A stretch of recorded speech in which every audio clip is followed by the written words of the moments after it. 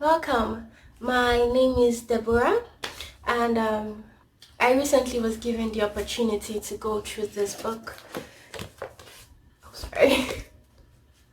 This book called The Alchemist, and I have had the pleasure to go over this book a couple of times, and it's an amazing book. It has taught me so much. It has changed my life basically. I have learned so much from this book, and today I am going to be sharing 5 life lessons that I live by.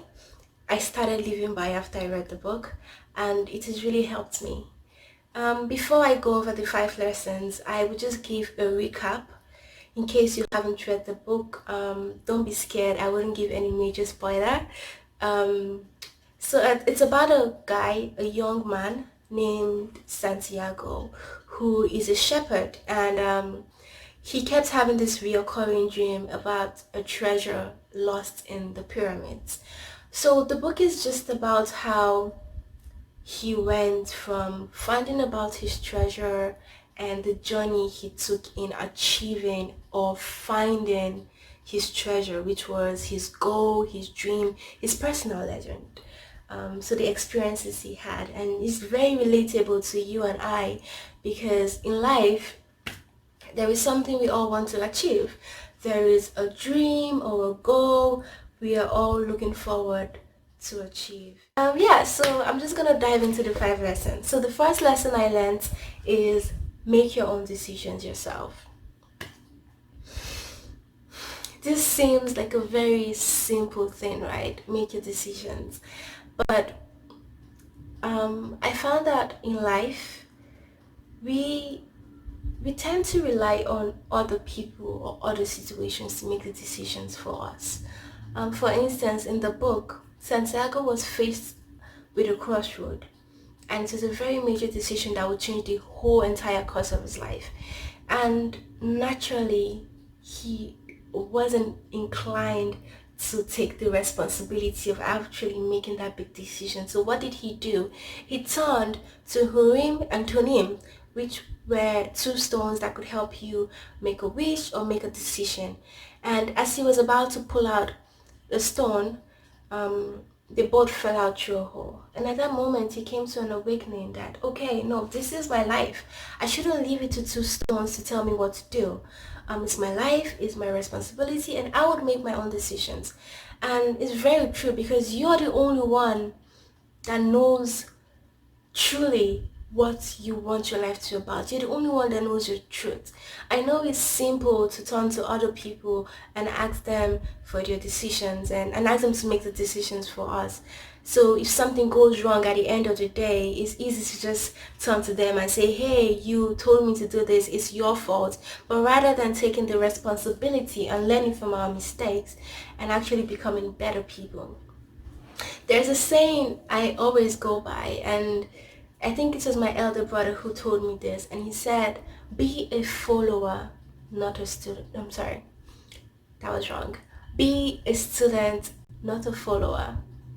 Be teachable, be receptive, be wise, take whatever anyone tells you and learn from it. Be a student from it. See how that applies to your life rather than following it blindly. Change my life. And this leads me to my next point, which is follow your heart. It's as I said earlier, you're the only one that truly knows what your heart wants. And decisions are hard to make. Even right now as I speak with you, I'm faced between 2 major decisions that is going to change the course of my life. But I have to make that decision myself, and I have to search deep down and spend time with myself and maybe make a pro and a cons list and follow what I am truly yearning towards. It doesn't have to be the safest, it doesn't have to be the nicest, but it has to be whatever I truly want. Because there is something that sets your soul on fire. There's something you keep thinking about. There's something that can't make you sleep at night. Whatever it is, it all starts with a step. Take that first step. Follow your heart. Santiago in the book, he was supposed to be a priest, but rather he followed his heart and he became a shepherd, and which led him to finding about a treasure that was for him. So follow your heart. Page 118 of this book says, wherever your heart is where your treasure is. So the third thing is, there is always going to be an easy decision. Don't always follow the easiest option, but rather the option that will take you towards achieving your goal.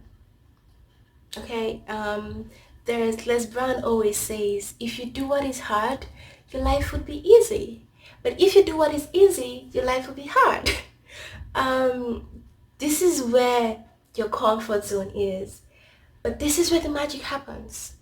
So sometimes we have to actually go out of that comfort zone and make the decision or take the option that is the scariest option. The one that will take you thousands of miles across the desert without even knowing where you're going to, as Santiago did in the book. Like, jump without even knowing if you're gonna grow wings falling. It's crazy, but that's what life is about.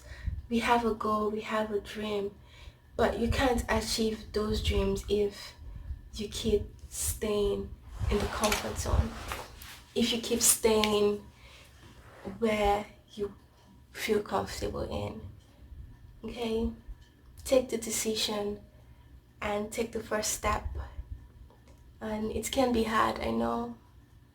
I have learned that it's hard to be an adult. It's hard to take responsibility. It's hard to make those decisions that will actually lead you towards your goal. But if you don't, you always leave thinking, what if?